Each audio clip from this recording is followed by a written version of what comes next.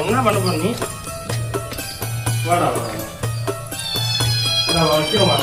நீ சாப்பிடு. அதான் வர முடியாது. நீ வணக்கமே கத்துக்க சொல்லு. வானந்தான் உன்னுடைய இஷ்டம் என்றால் மிகத்தில்லையொரு நஷ்டம். உன்னை என்றாட நான் மறப்பேனே, நான் மறப்பேனே.